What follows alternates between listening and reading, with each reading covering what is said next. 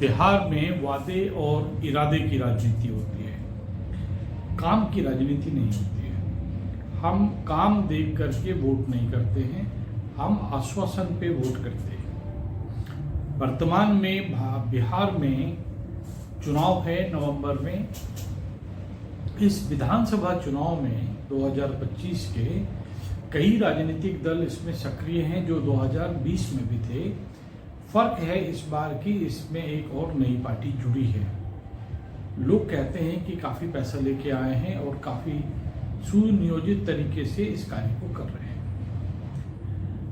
वर्तमान में सरकार आप जानते हैं कि जदयू और बीजेपी की सरकार है। जदयू की सरकार कमोबेश नीतीश जी 20 साल से बिहार में मुख्यमंत्री पद पे हैं। इस बीच में और इसके पहले 90 से 2005 के बीच में आरजेडी की सरकार रही और इस बीच में लालू जी के गठबंधन में भी नीतीश जी ने सरकार बनाई और मैक्सिमम टाइम ये सरकार इनकी जो है वो बीजेपी के साथ रही। जो भी काम हुआ है आरजेडी के टाइम में, लालू रिज्म में हुआ, वो भी लोगों की नजर में है और जो भी कार्य हो रहा है जदयू के समय में वो भी लोगों के नजर में है। काम आधारित वोट जो है बिहार में नहीं होता है, जाति आधारित वोट होता है या फिर धर्म आधारित वोट होता है। और ये सारा वोट जो है जाति और धर्म आधारित वोट भी जो है आश्वासन पे टिका होता है। इसलिए लोग काम करके वोट के लिए मांगने नहीं आते हैं, वो सिर्फ अपनी इरादे को बताते हैं, अपने चीजों को बताते हैं कि हम आने के बाद, कुर्सी पाने के बाद क्या करेंगे। लेकिन ठगे जाते हैं तब मतदाता जब कुर्सी पाने के बाद फेल हो जाते हैं लोग। जैसे कि दिल्ली में केजरीवाल की सरकार आई, जिस सुनियोजित ढंग से केजरीवाल की सरकार आई और जिस तरह से लॉन्चिंग किया गया, एनजीओ के माध्यम से कार्य शुरू किया गया, हर एक वार्ड में झुग्गी झोपड़ी में कार्य शुरू किया गया, ऑटो वाले, ठेला वाले सभी लोग उस समय जो दरमियान जो था केजरीवाल जी का सपोर्टर निकले।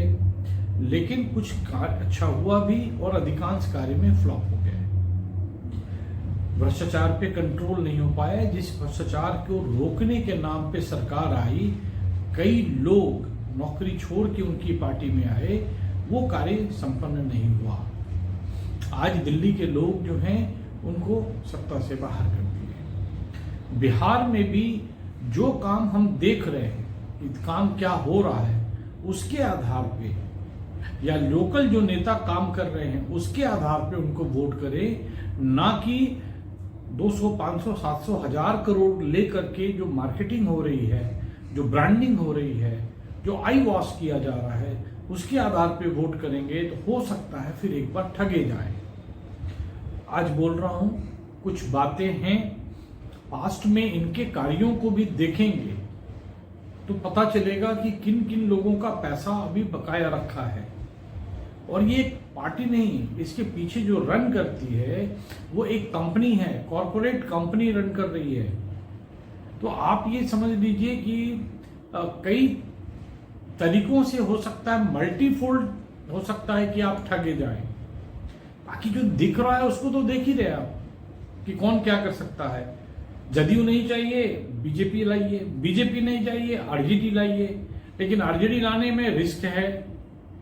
अब इस रिस्क के बचने के लिए क्या कर सकते हैं, या तो फुल फ्लेज बीजेपी ले आइए जो कि देश भर की पार्टी है, लेकिन उसकी जगह फिर एक नया प्रयोग करेंगे बिना काम देखे, ये नहीं होना चाहिए। भारतीय पार्टी लोकतांत्रिक विगत 7 वर्षों से राजनीतिक क्षेत्र में है और सिर्फ समाज सेवा के बल पे है। जितना भी वोट हमें आता है बिना कोई विशेष प्रचार के, क्योंकि हमारी पार्टी बीपीएल है और बीपीएल क्लास के लोगों की अधिकार के लिए हम लोग लड़ाई करते हैं। वो लड़ाई हम लोग आरटीआई और पीआईएल के माध्यम से, वो लड़ाई पर्सनली मिल करके, प्रशासन को बता के और लोगों को एक दूसरे को हेल्प करके करते हैं। वो लड़ाई ऐसी चलती है कि सभी बीपीएल परिवार के हम लोग निःशुल्क में लॉयर हैं, उनके बच्चों की शिक्षा का ध्यान रखते हैं, उनके बच्चों का स्वरोजगार के बारे में सोचते हैं, ये कार्य धीरे धीरे चल रहा है और 2025 में भी हमारी पार्टी से कई सीटों पे चुनाव लड़ेंगे। हो सकता है कि 243 सीटों पे हमें अच्छे लोग मिले, हम उनको टिकट दे पाएंगे। अगर अच्छे लोग नहीं मिलेंगे तो हम बिल्कुल ही टिकट नहीं देंगे। ठीक है, आपको भी आग्रह यही है कि आप देख करके जो लोग काम करते हैं, सामाजिक कार्यकर्ता है, राजनीति में आते हैं, उन्होंने समय दिया आपके बच्चों के डेवलपमेंट में, उनके विकास के लिए, आप उनको वोट करें और ये भूल जाएं कि किसकी सरकार बन रही है, क्या गणित है। ये गणित का काम आपका नहीं है, गणित का काम पार्टी का है, वो अपना करती रहेगी। इस गणित के चक्कर में नया ट्रायल लेंगे, किस तरह के लोग आएंगे, कैसे लोग आएंगे, ये आपको नहीं मालूम है। बाकी आपके हाथ में है, मतदाता आप हैं और आपको मतदान करना है।